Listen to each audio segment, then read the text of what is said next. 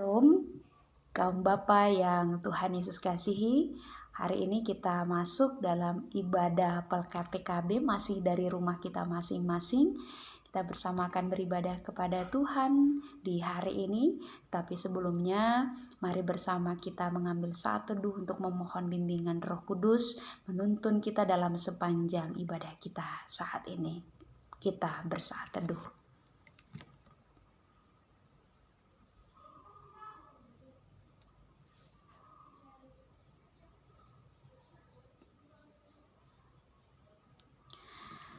Kita memulai ibadah kita bersama kita memuji Tuhan dari Kidung Jemaat nomor 365B.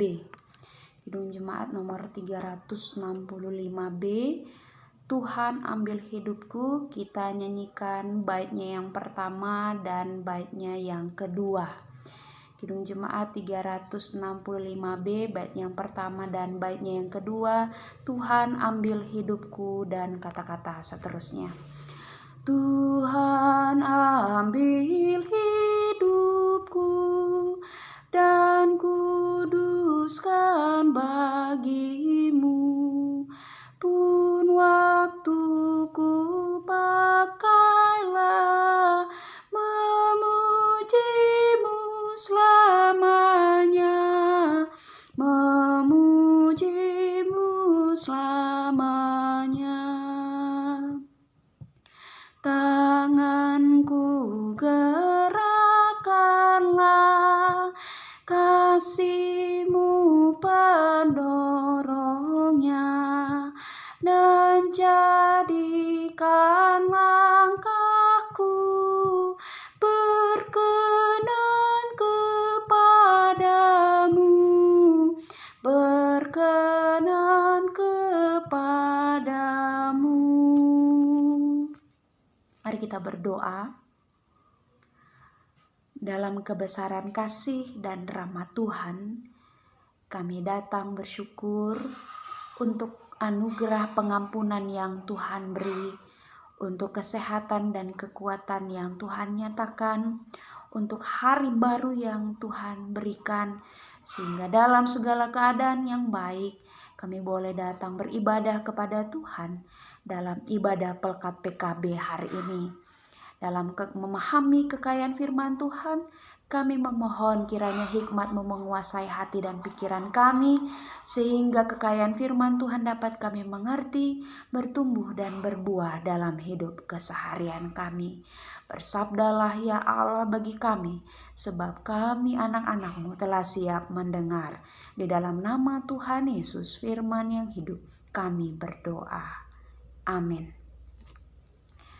Mari kaum Bapa, kita buka Alkitab kita pada saat ini dari kitab Imamat pasal 5 ayat 14 sampai ayatnya yang ke-19.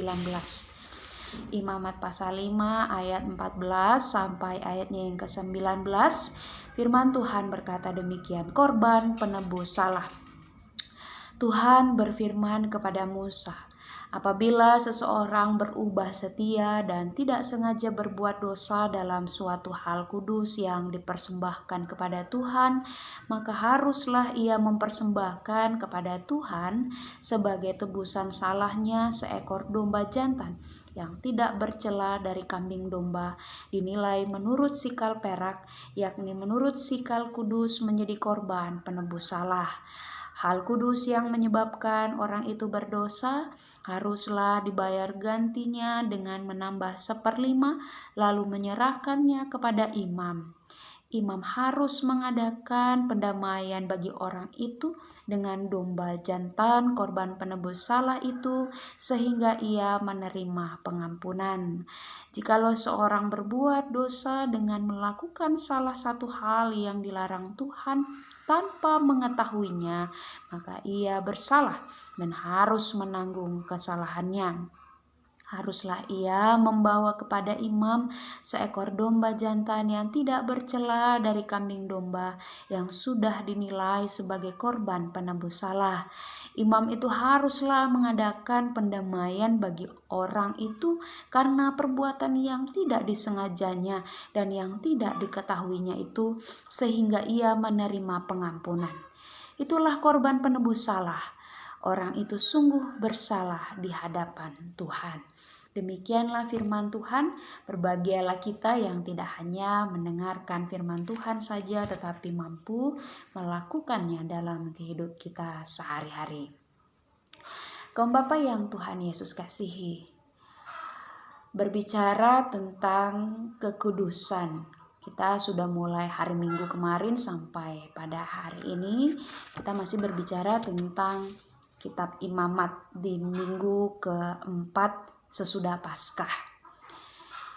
Berbicara tentang kekudusan itu berarti kita berbicara tentang suatu hal yang dikhususkan, yang dispesialkan, yang terpisah dari sesuatu yang kotor, yang najis, yang tidak baik, yang tidak benar.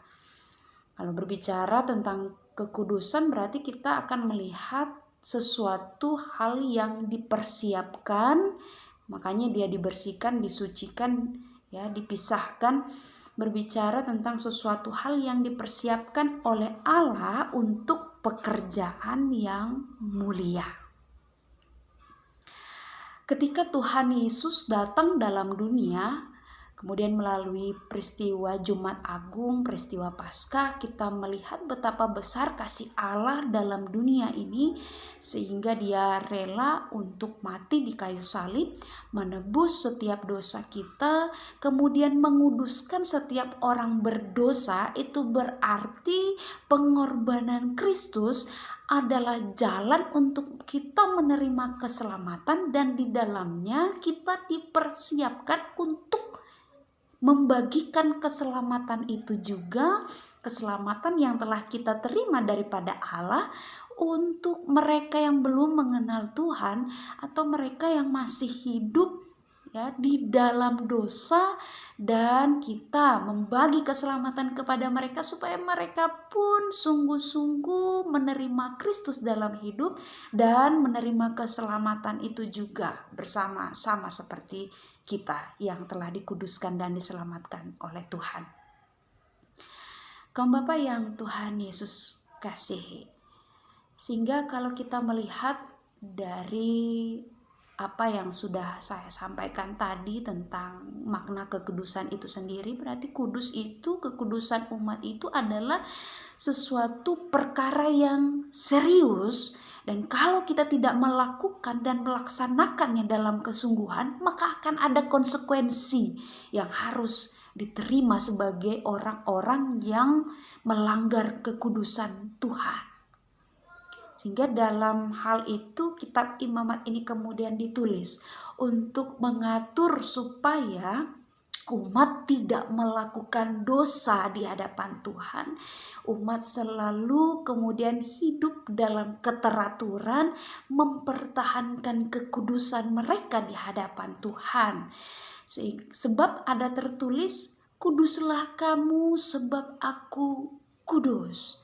Allah yang kita sembah adalah Allah yang kudus, sehingga dalam menjalani hari-hari sebagai umat yang Allah kasihi, kita pun hendaknya hidup dalam kekudusan. Karena ketika kita datang kepada Tuhan yang Maha Kudus itu, tidak mungkin kita datang dalam keadaan yang kotor, keadaan yang najis, yang tidak berkenan di hadapan Tuhan, sehingga semuanya harus ditanggalkan terlebih dahulu untuk kemudian masuk dalam hadirat Tuhan yang kudus.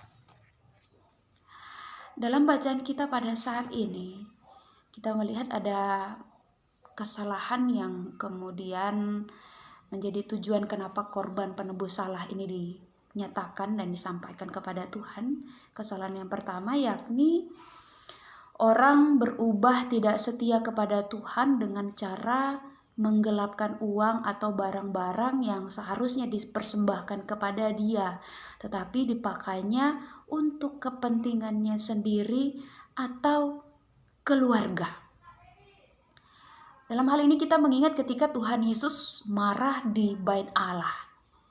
Karena persembahan korban kepada Tuhan diperdagangkan hanya untuk kepentingan pedagang secara pribadi, kepentingan manusia secara pribadi, bukan lagi untuk kemuliaan bagi nama Tuhan.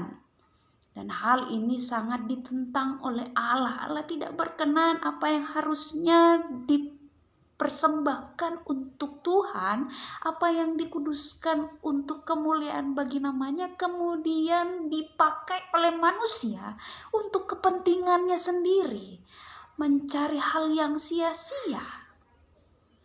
Sehingga dalam kekudusan yang Tuhan perkenankan untuk kita lakukan adalah ketika Tuhan, ya, dalam konteks kita sekarang ini, ketika Tuhan telah menguduskan kita, maka kita sebagai alat di tangan Tuhan hendaknya kudus, suci, dan melakukan segala apa yang dikehendakinya untuk dipersiapkan melaksanakan misi dan kehendak Allah bagi kemuliaan nama Tuhan. Tuhan tidak berkenan ketika pelayanan yang kita lakukan, ketika sesuatu hal kebaikan yang kita lakukan adalah untuk mencari kepentingan kita sendiri. Hanya untuk mencari ketenaran dan kemuliaan bagi nama kita sendiri. Hanya untuk mencari keuntungan di balik segala hal yang kita kerjakan dan lakukan. Tetapi biarlah apa yang kita perbuat bukanlah untuk kepentingan kita, tetapi semata-mata adalah untuk kemuliaan bagi nama Tuhan. Itulah yang Tuhan perkenankan untuk kita lakukan. Karena itulah tujuan kita dikuduskan dan diselamatkan oleh Tuhan. Selanjutnya yang kedua, kaum Bapa, perihal menyentuh barang kudus Tuhan yang hanya boleh disentuh oleh imam. Sehingga ada dua solusi dari masalah ini, yaitu yang pertama, ia mesti menggantikan barang kudus yang menyebabkannya berdosa dan ditambah denda 1/5 seperti dikatakan dalam ayatnya yang ke-16. Yang kedua, imam harus mengadakan pendamaian, yaitu domba jantan menjadi kurban penebus salah seperti yang disampaikan dalam ayatnya yang ke-18. Dengan sikap yang demikianlah umat memperoleh pengampunan daripada Tuhan. Sini kita melihat bahwa ibadah ritual itu harus dipersiapkan dengan baik, tidak dengan sembarangan. Apa yang dipersiapkan untuk peribadahan kepada Tuhan itu harus dipersiapkan secara baik dan tidak boleh dinajiskan oleh apapun. Sebab dikatakan dalam ayatnya yang ke-19 di situ, kaum Bapak, orang itu sungguh bersalah di hadapan Tuhan. Kita melihat di sini bahwa Tuhan tidak kemudian menggampangkan setiap orang yang melakukan kesalahan dan dosa di hadapan Tuhan. Tuhan tidak berkenan akan hal-hal yang demikian. Tuhan akan berkenan kepada semua orang yang mau dengan penuh kesetiaan dalam kerendahan hati mengaku diri telah berdosa di hadapan Tuhan, baik itu yang disengaja maupun yang tidak disengaja, semuanya dikatakan sungguh bersalah di hadapan Tuhan, sehingga harus kita akui di hadapan Tuhan. Sehingga melalui firman Tuhan pada saat ini, kaum Bapa yang Tuhan Yesus kasihi, kita diajak untuk memakai hari-hari anugerah Tuhan dengan baik, bermanfaat untuk kemuliaan bagi namanya. Datang kepada Tuhan dalam kerendahan hati, jangan dengan kemegahan diri dan dengan tinggi hati, seolah-olah kita yang paling benar, seolah-olah kita tidak berdosa di hadapan Tuhan, seolah-olah kita dalam sepanjang hari yang Tuhan percayakan tidak pernah satu titik kesalahan pun kita perbuat. Kita menganggap semuanya baik-baik saja. Kalau kita kembali dalam kehidupan perjanjian lama, mungkin sudah banyak korban persembahan yang harus kita serahkan kepada Tuhan. Tetapi kita bersyukur kaum Bapak yang Tuhan Yesus kasihi, bahwa saat ini melalui peristiwa kematian Tuhan di kayu salib, Kristus telah mengorbankan dirinya untuk kita. Sehingga kita tidak perlu bersusah payah lagi untuk mempersembahkan ini dan itu seperti yang dilakukan oleh umat Tuhan dalam kitab Imamat yang kita baca hari ini. Tetapi Kristus telah mati untuk kita sekali, untuk selama-lamanya. Sehingga pertanyaannya bagi kita, apakah kita bisa mempertahankan kekudusan hidup itu dalam hidup kita sehari-hari? Sehingga kita diajar melalui firman Tuhan pada saat ini untuk berefleksi kembali. Apakah yang kita perbuat sudah sungguh-sungguh menyenangkan hati Tuhan? Atau banyak hal yang ternyata kita perbuat tanpa sengaja kita menyakiti hati Tuhan, hati sesama kita. Kita diajak untuk mengakui apa yang telah kita perbuat dalam kerendahan hati di hadapan Tuhan, memohon belas kasihan yang daripada Tuhan, sehingga hidup kita diperbaharui dan kita menjadi berkat bagi banyak orang karena kita sudah diberkati oleh Tuhan. Sehingga kaum Bapa yang Tuhan Yesus kasihi, di tengah-tengah pandemi COVID-19 yang saat ini pun membatasi kita untuk bisa melakukan berbagai hal, itu kemudian jangan sampai mengurangi semangat kita, karena kasih itu tidak terbatas oleh apapun. Kasih itu tidak dapat dibatasi oleh apapun, sehingga harus kita nyatakan dalam berbagai cara. Tentunya untuk menyatakan kebaikan dalam hidup ini. Banyak saudara-saudara kita yang membutuhkan pertolongan. Banyak saudara-saudara kita yang membutuhkan belas kasihan Tuhan. Kalau bukan kita, siapa lagi? Sehingga kita membutuhkan diri kita ini senantiasa dikuduskan. Kita harus senantiasa mengakui kesalahan kita di hadapan Tuhan untuk kita setiap hari dipersiapkan oleh Allah untuk menjadi alat di tangan Tuhan, menyatakan kebaikannya kepada siapa saja yang menderita, kepada siapa saja yang membutuhkan belas kasihan dan pertolongan Tuhan. Sudahkah kita menjadi berkat hari ini? Itu menjadi pertanyaan bagi kita. Sehingga teruslah menjadi berkat. Teruslah akui kesalahan kita di hadapan Tuhan dalam kerendahan hati. Memohon belas kasihan Tuhan, karena tanpa Tuhan kita tidak mampu melakukan segala sesuatu dalam dunia ini. Seperti tema kita pada saat ini, hidup kudus, siapa takut? Karena kita punya Tuhan yang luar biasa. Siapakah yang dapat melawan kita? Tuhanlah yang memberikan keselamatan, Tuhan pula yang akan memampukan kita melewati segala kondisi yang ada. Kuduskanlah dirimu di hadapan Tuhan, dan lakukanlah kehendak-Nya setiap hari, supaya nama Tuhan senantiasa dimuliakan, dan kita diberkati untuk menjadi berkat bagi sesama. Tuhan memberkati firman-Nya. Amin. Respon firman Tuhan, kembali kita memuji Tuhan dari Kidung Jemaat nomor 365B. Kita nyanyikan baitnya yang ke-4 sampai baitnya yang ke-6. Kita Kidung Jemaat nomor 365B, baitnya yang ke-4 sampai baitnya yang ke-6, kita nyanyikan bersama-sama. Harta kekayaanku jadi alat bagimu, akal budi dan kerja Tuhan pergunakanlah, Tuhan pergunakanlah. Kehendak-Mu sajalah dalam aku terjelma, jadikanlah hatiku tata kebesaran-Mu, tata kebesaran-Mu. Limpah ruah kasih-Ku, ku serahkan padamu, diriku seutuhnya milik-Mu saja.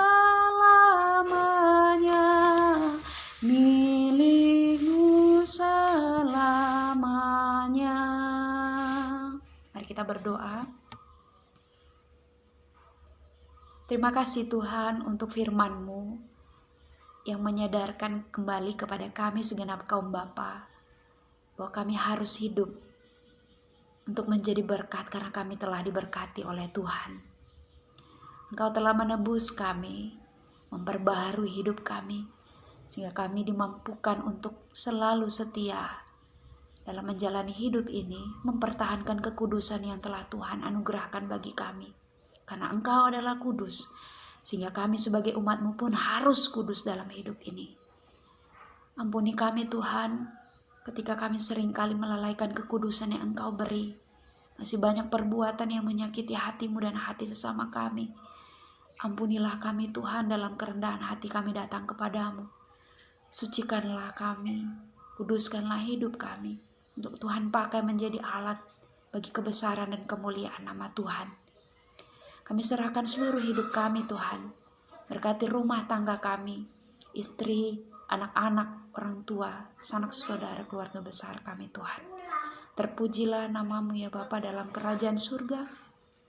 Kami berdoa bagi bangsa dan negara kami dalam segala pemulihan yang kami masih perlukan, ketika banyak yang menderita oleh karena wabah penyakit COVID-19 yang pada saat ini sedang mewabah di Indonesia. Tuhan, pulihkanlah negeri kami, supaya hidup kami kembali sejahtera. Kami boleh senantiasa hidup dalam kedamaian yang Tuhan beri. Kami boleh kembali beraktivitas dan beribadah kepada Tuhan seperti sedia kala. Terima kasih Tuhan. Kami serahkan seluruh keberadaan hidup kami untuk kami dimampukan menjadi berkat bagi banyak orang. Kami serahkan saudara-saudara kami yang sakit, berkenan Tuhan pulihkan. Saudara-saudara kami yang menderita, Tuhan berkenan juga pulihkan mereka. Untuk kami sama-sama boleh merasakan pemeliharaan Tuhan. Dan kami dipenuhi dengan sukacita, damai, sejahtera daripada Tuhan. Terpujilah Engkau Tuhan, kami serahkan seluruh keberadaan hidup kami. Jadilah kehendak-Mu dan bukan kehendak kami. Dalam nama Tuhan Yesus, saudaraku, arahkanlah hati dan pikiranmu kepada Tuhan dan terimalah berkat-Nya. Tuhan memberkati engkau dan melindungi engkau. Tuhan menyinari engkau dengan wajah-Nya dan memberi engkau kasih karunia. Tuhan menghadapkan wajah-Nya kepadamu dan memberi engkau damai sejahtera. Amin. Selamat menjalani hari-hari anugerah Tuhan. Tuhan Yesus memberkati kita. Shalom.